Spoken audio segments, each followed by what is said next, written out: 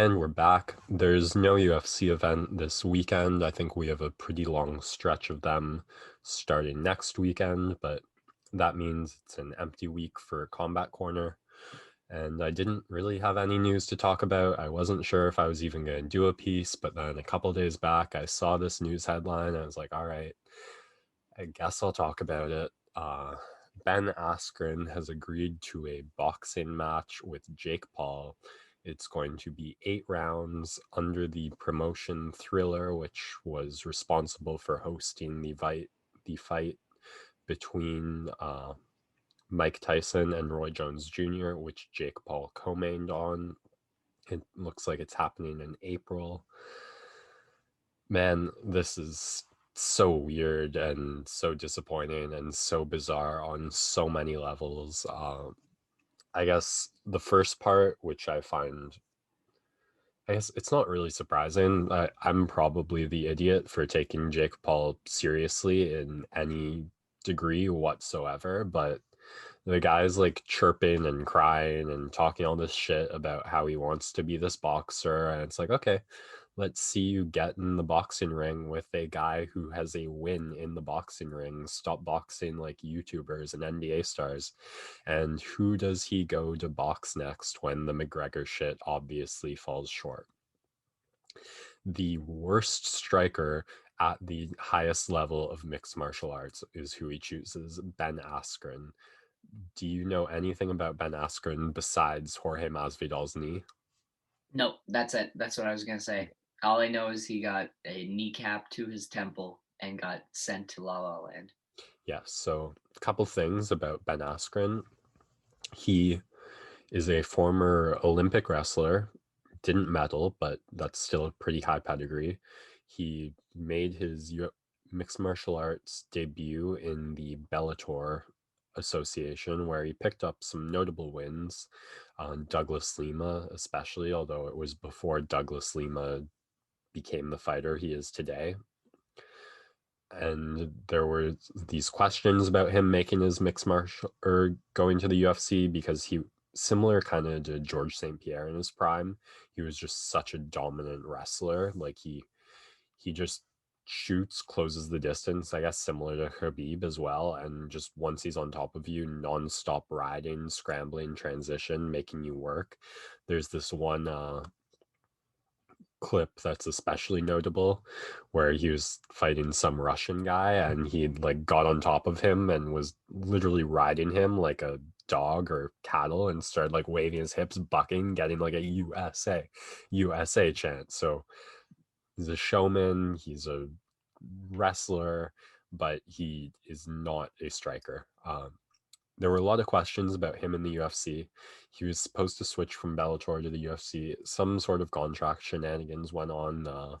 There's in his Joe Rogan appearance, he tells his side of the story, but he ended up in ONE FC in Asia, and then the UFC and ONE did this kind of unprecedented before and after swap of fighters where they just let them go on their contracts so they could sign with Cross, where the UFC let go Demetrius Johnson and ONE FC let go Ben Askren. And then Ben Askren had 3 very memeable fights in the UFC. The first one against Robbie Lawler featured him getting slam knocked out, having the fight not stopped, him recovering, putting Robbie Lawler in a bulldog choke where Robbie Lawler's arm went limp and then gave a thumbs up, and mid thumbs up, Herb Dean stopped the fight to Lawler's immediate chagrin the second the fight stopped. I think my opinion on that matter is clear from how I described it. Ben Askren, then a fighter who had never been knocked out in his career or really taken any brain damage other than that Lawler slam I just mentioned, um, became the fighter to have the fastest knockout against him in UFC history. Really the foundation of Jorge Masvidal's skyrocket to stardom. And then he had a fight against one of the best grapplers in the UFC of the jiu-jitsu variety, Damian Maia, which consisted of some hilarious stand-up striking from the two like 35-year-old pluses, and then some very quick, fantastic ground transitions, which eventually ended up with Damian Maia getting a submission. Askren retired from mixed martial arts shortly after that, citing back damage and surgery he needed to have. So this is just so strange because Ben Askren is not a striker. He is one of the most pure mixed martial artists in terms of his discipline that exists in the UFC, and it is pure wrestling. There's a reason Jorge Masvidal was able to knock him out in 5 seconds, and that's because he knew exactly what Ben Askren was going to do. When you watch guys like Khabib, guys like George St. Pierre, even Damian Maia, they know how to mix it up and stay on the feet long enough to find their takedown. That was never Ben Askren's game. It was, I'm going to walk forward and I'm going to get my hands on you. And it worked for him because he was so effective once he got his hands around you.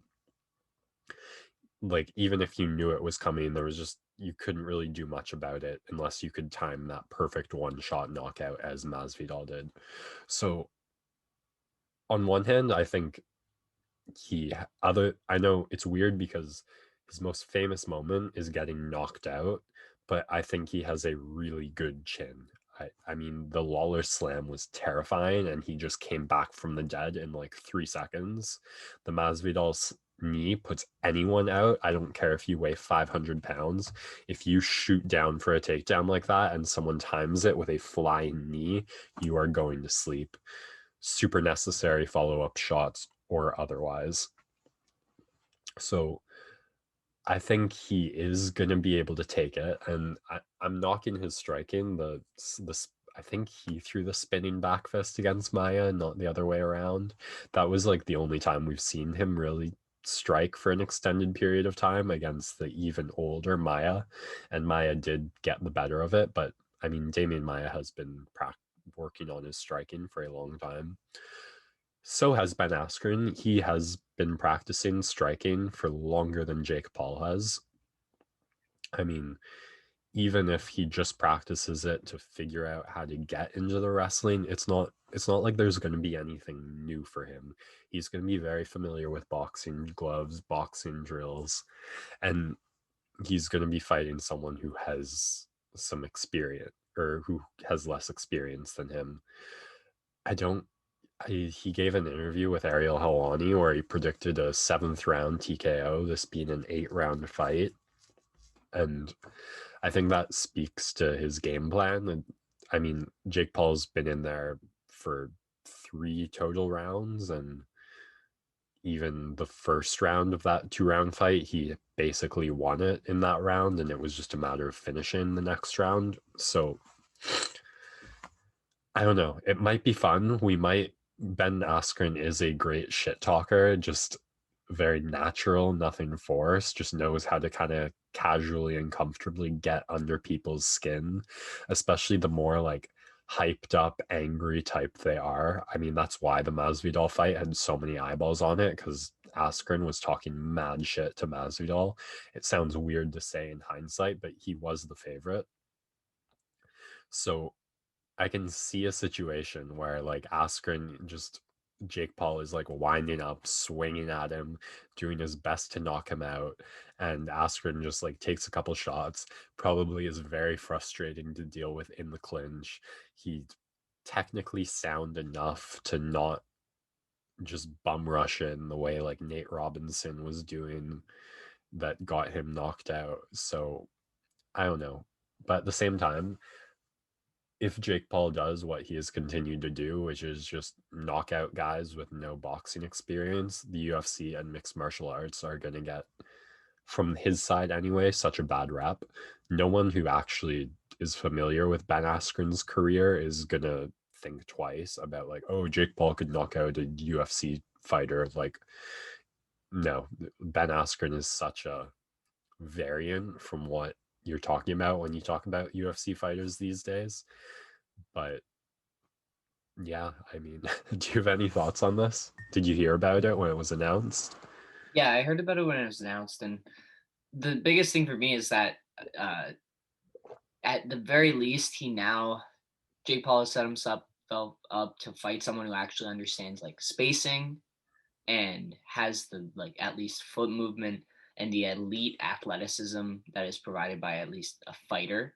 Where Have you let me find a picture of Ben Askren for well, you. no, I know what he looks like, but it's one thing to fight a basketball player who is like Nate Robinson was super bouncy and he's an incredible athlete. But it's another thing to go up against someone who's been in a ring for years on end, who understands how far he needs to be away from his opponent and knows how to move within the confines of a boxing ring, octagon, wrestling ring, I guess it's called. Like it's just it the experience I think is going to be important here. And like you said, if Jake Paul's only really fought 3 rounds total and Askren's been in there for a lot longer than that, I think Askren's going to figure out a way because he had a lot more experience just fighting. He's going to figure out a way to just wear him down and who knows, maybe it'll be in the first round Askren realizes that like Paul, there truly is such a class difference between a guy who started boxing 2 years ago and someone who's been fighting their whole life, even if not boxing. There could just be a huge gap there.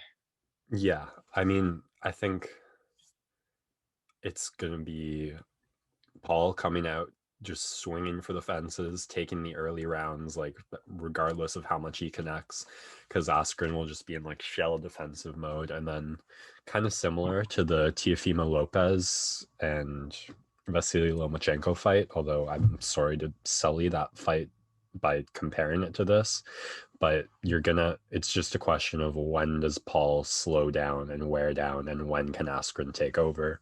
It would be so funny if he just like mixes in some trips and throws from the clinch, like, oh whoops, just got my foot there, whoops, little slip there, and just like get under the guy's skin, make him swing at you. Maybe when we get to our hockey segment, we can talk a little about Muzzin's success poking young, brash, angry person, but just get Paul to flip out similarly to Chuck, and then success would follow from there. I don't know. I just I hate this sort of thing because you know what sort of shit is going to be talked if Jake Paul wins, and it's going to be so unjustifiable. Like, I don't know, man. If you want to call yourself a boxer, fight a fucking boxer. Like, that's all I'm saying. But lots of reward, not that much risk, and that's the decision he's making. It's the opposite of the McGregor matchup, which would be 100% risk, but like the odds are so stacked against you that it doesn't matter. I mean, this is what prize fighters do. They just matchups where the risk reward is so optimized for them either way that they've got absolutely nothing to lose or just so much to gain from a win that is so above what the win actually is. What can you say though? I mean, if you've got a punchable face, people are gonna pay to see someone try and punch it. Although the Logan Paul Floyd Mayweather thing has been postponed, so maybe it'll be interesting to see if this draws more hype and moves forward better than that. Mm-hmm. All right, I've probably spent way too long on this already, but we'll be right back after a short break to talk some basketball.